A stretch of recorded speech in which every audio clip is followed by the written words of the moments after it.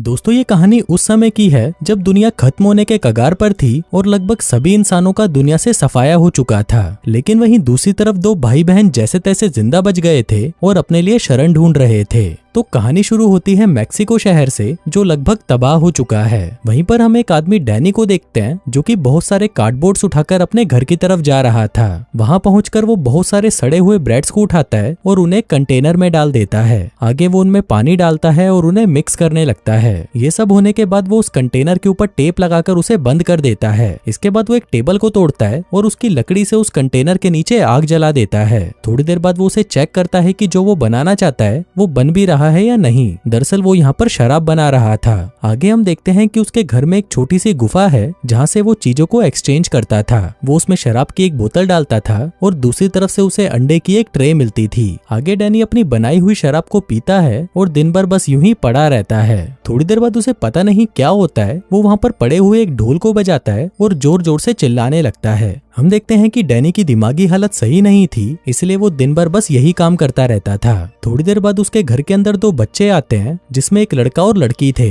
लड़के का नाम जॉन था और लड़की का नाम लूसी। ये दोनों भाई बहन थे और अपने लिए शरण ढूंढ रहे थे।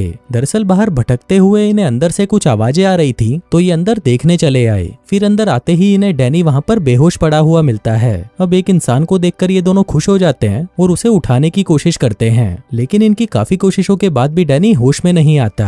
आगे वो उसे दूसरे कमरे में ले जाते हैं और वहीं पर सुला देते हैं। थोड़ी देर बाद जब डैनी को होश आता है तो वो इन दोनों को अपने घर में देखकर हैरान हो जाता है। इसी दौरान वो दोनों भाई बहन भी उठ जाते हैं और उससे खाना मांगते हैं। वहीं डैनी भी इन पर दया करके इन्हें खाना दे देता है। फिर खाने के बाद लूसी डैनी से कहती है कि हमारे पास रहने की कोई जगह नहीं है, तो क्या हम आपके साथ रह सकते हैं? बदले में आप जो बोलोगे हम वही करेंगे। अभी सुनकर डैनी हंसने लगता है, जिसके बाद वो उन दोनों को एक कमरे में बंद कर देता है। अब लूसी को तो इस बात से कोई फर्क नहीं पड़ता क्योंकि वो थकी हुई थी और आराम करना चाहती थी, लेकिन जॉन बार बार उस दरवाजे को खोलने की कोशिश कर रहा था क्योंकि उसे यहाँ पर काफी अजीब लग रहा था। तभी लूसी उसे कहती है कि इसका कोई फायदा नहीं, चुपचाप यहाँ पर आकर सो जाओ, लेकिन जॉन उसकी बात नहीं सुनता। फिर रात होते ही डैनी इनके कमरे में आता है और जोर जोर से ढोल बजाने लगता है। फिर जब उन दोनों की नींद खुल जाती है तो डैनी उनको पहनने के लिए दूसरे कपड़े देता है और कहता है कि जल्दी से तैयार हो जाओ, आज तुमको बहुत काम करना है। आगे वो उन्हें अपने घर के तहखाने में ले जाता है और कहता है कि हमें यहाँ पर एक गुफा बनानी है। जिसके बाद वो दोनों वैसा ही करते हैं जैसा डैनी उन्हें करने को कहता है। इसी दौरान बीच बीच में डैनी कुछ पी रहा था और जॉन उसे ऐसा करते हुए देख रहा था। फिर जाने से पहले डैनी जॉन को धमकी देता है और कहता है कि चाहे कुछ भी हो जाए लेकिन मेरे कमरे से दूर रहना। जिसके बाद वो उन दोनों के लिए अंडे बनाता है। जॉन पूछता है कि तुम क्यों नहीं खा रहे? डैनी कहता है कि मैं इतनी जल्दी नहीं खाता और मैं ये सब चीजें भी नहीं खाता।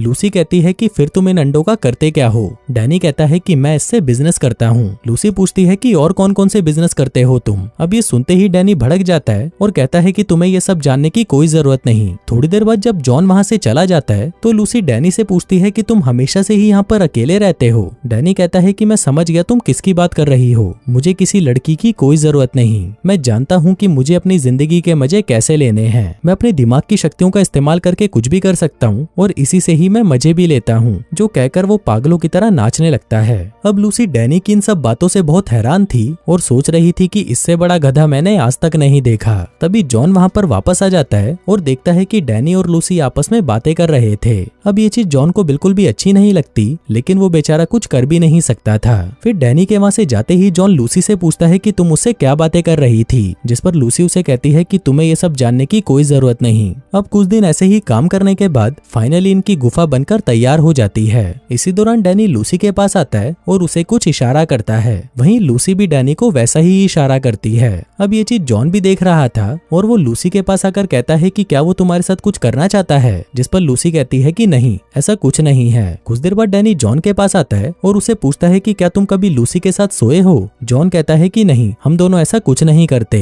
डैनी पूछता है कि क्या तुम हाथ गाड़ी चलाते हो? तुम तो अभी जवान हो, तुम्हें तो रोज हाथ गाड़ी चलानी चाहिए। जॉन कहता है कि नहीं, मैं ये सब नहीं करता। डैनी कहता है कि ये सब छोड़ो, तुम्हें आज ही लूसी के साथ इंटीमेट होना होगा। अब ये सब बातें सुनकर जॉन का दिमाग खराब हो जाता है और वो लूसी के पास जाकर कहता है कि हमें यहाँ से चलना चाहिए, लेकिन लूसी उसकी बात नहीं सुनती और उसे इग्नोर कर देती है। अब सीन यहाँ से शिफ्ट होता है और हम जॉन को देखते हैं जो कि आधी रात को डैनी के कमरे में जाने की कोशिश कर रहा था, लेकिन डैनी अभी भी जगा हुआ था, जिसको देखकर जॉन घबरा जाता है और वहाँ से से चला जाता है। अगली सुबह डैनी उन दोनों के लिए मीट मंगवाता है, लेकिन जॉन मीट को खाने से मना कर देता है। कहता है कि मैं शाकाहारी हूँ। अब ये बात सुनते ही डैनी भड़क जाता है। वो जॉन का गला पकड़ लेता है और कहता है कि तुम्हें इसे खाना ही पड़ेगा। इसी दौरान जब लूसी का दम घुटने लगता है तो डैनी कहता है कि मैंने तुम्हारी बहन के खाने में जहर मिला दिया था और अगर तुम इसे बचाना चाहते हो तो तुम्हें इस मीट को खाना पड़ेगा। अब बेचारे जॉन के पास कोई रास्ता नहीं था, इसलिए वो चुपचाप उस मीट को खा जाता है। आगे डैनी लूसी को अपने कमरे में लेके जाता है और कुछ दवाइयां पिलाकर उसे फिर से नॉर्मल कर देता है। फिर उसी रात हम देखते हैं कि डैनी फिर से पागल होने लगा था। उसे अजीब अजीब चीजें दिखाई दे रही थीं, जैसे कि चारों तरफ जहरीली गैस फैली हुई है और इसी की वजह से सारे इंसान मर चुके हैं। तभी अचानक वो नाचने लगता है और थोड़ी देर बाद वो वहीं पर लेटकर रोने लग जाता है। वो अपने परिवार को याद करता है जिनके साथ वो खुशी से रहता था।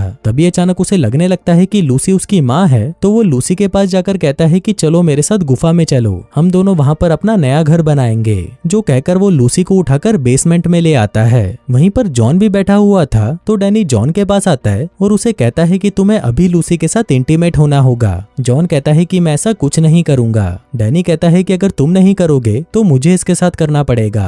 अब जॉन के पास और कोई रास्ता नहीं था, इसलिए वो मजबूरी में लूसी के साथ इंटीमेट हो जाता है। वहीं जॉन उन दोनों को देखकर मजे ले रहा था, पर तभी अचानक उसे दिल का दौरा पड़ता है और वो वहीं पर मारा जाता है। अब ये देखकर वो दोनों भाई बहन उसे उठाकर ऊपर ले आते हैं और उसे कमरे में बंद कर देते हैं। आगे जॉन उस गुफा के पास जाता है जहाँ से डैनी खाना मंगवाया करता था, लेकिन बहुत कोशिशों के बाद भी उसे वहाँ से खाने के लिए कुछ नहीं मिलता। उधर दूसरी तरफ लूसी डैनी की लाश के पास जाती है और उसकी जेब चेक करती है। तभी उसे वहाँ पर एक लड़की की तस्वीर मिलती है जो कि एक छोटी सी बच्ची थी। इसके बाद वो अपने भाई के पास आती है और उससे पूछती है कि तुम मुझसे कितना प्यार करते हो, जिस पर जॉन कहता है कि बहुत ज्यादा। आगे हम देखते हैं कि धीरे धीरे इन दोनों भाई बहनों की मानसिक हालत खराब होने लगी थी और ये यूं ही इधर उधर घर में भटकने लगे थे। दूसरी तरफ हम उसी तस्वीर वाली छोटी बच्ची को देखते हैं जो कि डैनी के पास आकर उसके कान में कुछ कहती है और तभी अचानक उसकी लाश वहां से गायब हो जाती है। आगे वहां पर लूसी आती है और देखती है कि डैनी वहां पर नहीं होता। वो भागते हुए नीचे आती है और ये बात जॉन को बताने लगती है, पर तभी वो देखते हैं कि नीचे बहुत तेज तूफान आ रहा है। ये तूफान धीरे धीरे बढ़ता जाता है और तभी अचानक उस तूफान में से डैनी निकलता है जो कि पहले से जवान दिख रहा था। अब डैनी को देखकर लूसी तो बहुत खुश होती है, लेकिन जॉन ये देखकर हैरान था कि आखिर डैनी वापस जिंदा कैसे हो गया। इसी दौरान उस गुफा में एक जासूस आता है और जॉन को गोली मार देता है, पर तभी डैनी उसे पकड़ लेता है और लूसी और डैनी मिलकर उसे मार डालते हैं। अब अपने भाई को मरा हुआ देखकर लूसी बहुत दुखी हो जाती है, पर तभी डैनी उसे कहता है कि चिंता मत करो। जिसके बाद वो एक दवाई निकालकर उसे जैसे ही जॉन के जख्म पर लगाता है, जॉन वापस जिंदा हो जाता है। इसके बाद डैनी वहाँ पर डांस करने लगता है, जिसको देखकर लूसी भी उसके साथ डांस करती है। आगे डैनी उस मरे हुए जासूस का खून और उसके शरीर के अंगों को एक कंटेनर में डालता है और उसे बंद करके गुफा के साइड में रख देता है। थोड़ी देर बाद लूसी वहाँ पर एक लड़की को लेकर आती है और वहीं पर उसके साथ इंटीमेट होने लगती है।